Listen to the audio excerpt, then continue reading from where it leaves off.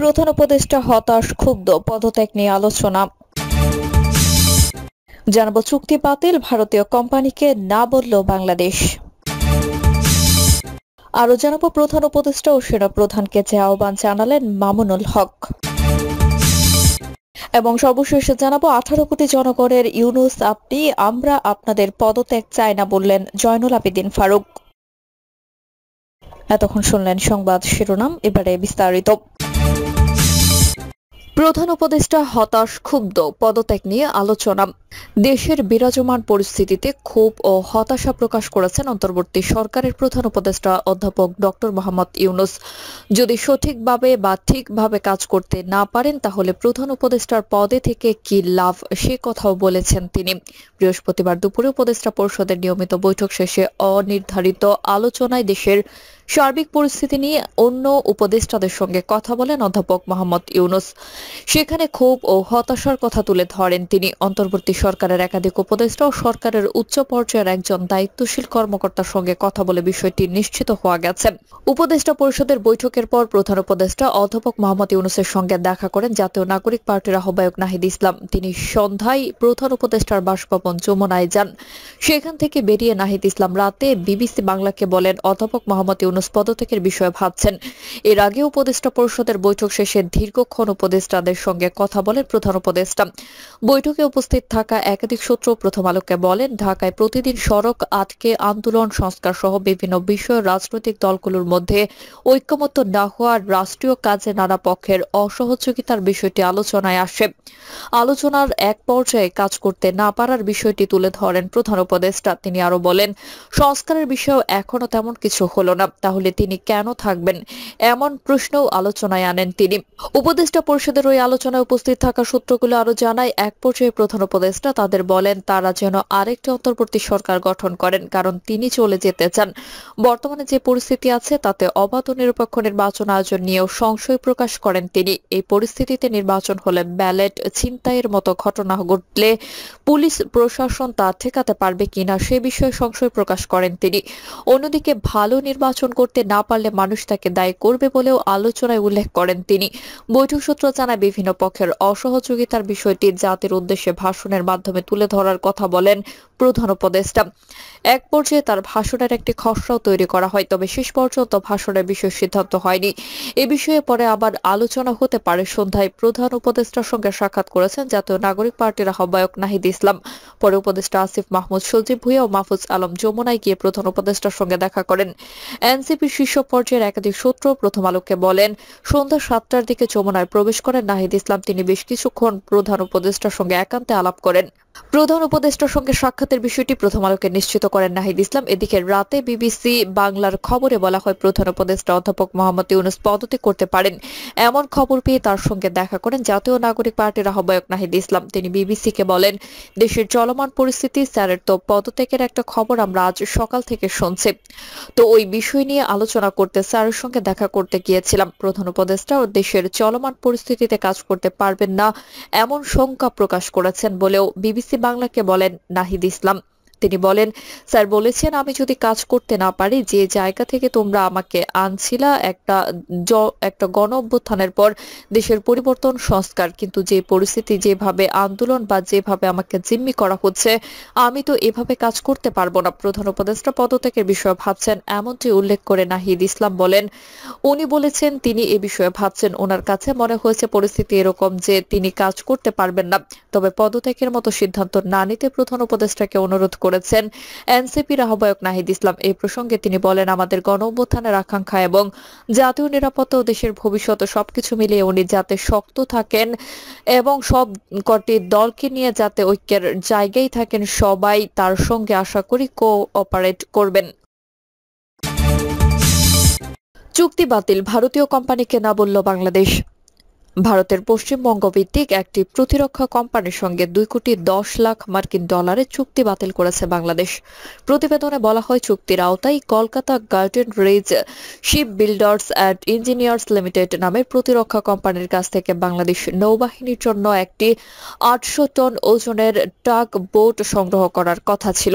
এই চুক্তিটি হয়েছিল গত বছরের জুলাই মাসে। যেখানে বাংলাদেশ নৌবাহিনীর উচ্চপদস্থ কর্মকর্তা ও ভারতীয় কোম্পানির প্রতিনিধিরা উপস্থিত ছিলেন। চুক্তিটি ছিল ভারত সরকারের $500 মিলিয়ন ঋণ সহায়তার অংশ, যা 2023 সালে ঢাকা ও নয়াদিল্লির মধ্যে স্বাক্ষরিত হয়। এই টাগবোট কেনার উদ্যোগটিকে সেই ঋণ চুক্তির প্রথম বড় প্রকল্প হিসেবে ধরা হচ্ছিল। তবে হঠাৎ করে বাংলাদেশ সরকার এই ত্রয়োদশ বাতিলের সিদ্ধান্ত নেয়। ভারতীয় সংবাদ মাধ্যমের দাবি, এর পিছনে রয়েছে সাম্প্রতিক এক কূটনৈতিক উত্তেজনা। এর আগে শনিবার ভারত তাদের স্থলবন্দর দিয়ে বাংলাদেশের তৈরি পোশাক সহ বিভিন্ন পণ্য পরিবহনে নিষেধাজ্ঞা জারি করে। এরপরই বাংলাদেশ পাল্টা প্রতিক্রিয়া হিসেবে চুক্তি বাতিলের সিদ্ধান্ত নেয় বলে মনে করেছেন বিশ্লেষকরা। ভারতের ইন্ডিয়া টুডে জানিয়েছে, এই চুক্তি বাতিলের ফলে ভারতের প্রতিরক্ষা মন্ত্রণালয়ের আওতাধীন GRSE কোম্পানিটি বড় ধরনের আর্থিক ক্ষতির মুখে পড়বে। এনডিটিভি জানিয়েছে, কোম্পানিটি ভারতীয় পুঁজি বাজারকে জানিয়েছে বাংলাদেশ সরকার তাদের ক্রয়াদেশ বাতিল করেছে। এদিকে বাংলাদেশের এই সিদ্ধান্তের পেছনে রাজনৈতিক ও ভূ রাজনৈতিক কারণ দেখছেন অনেকে। ভারতীয় মিডিয়ায় প্রকাশিত তথ্য মতে বাংলাদেশের প্রধান উপদেষ্টা ডক্টর মোহাম্মদ ইউনূস সম্প্রতি ভারতের উত্তর পূর্বাঞ্চলীয় সেভেন সিস্টার্স অঞ্চলকে স্থল বেষ্টিত বলে অভিহিত করেন এবং এই অঞ্চলে বাংলাদেশকে সমুদ্রের একমাত্র অভিভাবক হিসেবে উল্লেখ করেন। একই সঙ্গে তিনি চীনের সঙ্গে ব্যবসায়িক সম্পর্ক বাড়ানোর প্রস্তাব দিলে ভারতের জবাবে বাংলাদেশ পণ্যের উপর স্থলবন্দর নিষেধাজ্ঞা জারি করে। ভারতীয় সংবাদ মাধ্যম হিন্দু বিজনেস লাইন বলেছে, বাংলাদেশ সরকার ও GRSE এর মধ্যে পারস্পরিক আলোচনার ভিত্তিতে চুক্তি বাতিল হয়েছে, যদিও এই আলোচনার বিস্তারিত প্রকাশ পায়নি। উল্লেখ্য, ভারত 2015 সাল থেকে বাংলাদেশকে বিভিন্ন অবকাঠামো উন্নয়নের জন্য লাইন অব ক্রেডিট সুবিধার আওতায় $8 বিলিয়ন দিয়েছে। এই সহায়তার বেশিরভাগ প্রকল্পই বাস্তবায়ন হচ্ছে শেখ হাসিনার আমলে। চুক্তি বাতিলের এই সিদ্ধান্তকে দুই দেশের মধ্যে বিদ্যমান রাজনৈতিক সম্পর্কের টানাপোড়েনের প্রতিফলন হিসেবে দেখছেন কূটনৈতিক বিশ্লেষকরা। ভবিষ্যতে এর প্রভাব দুই দেশের প্রতিরক্ষা সহযোগিতা ও অর্থনৈতিক লেনদেন কতটা পড়ে সেটা এখন দেখার বিষয়।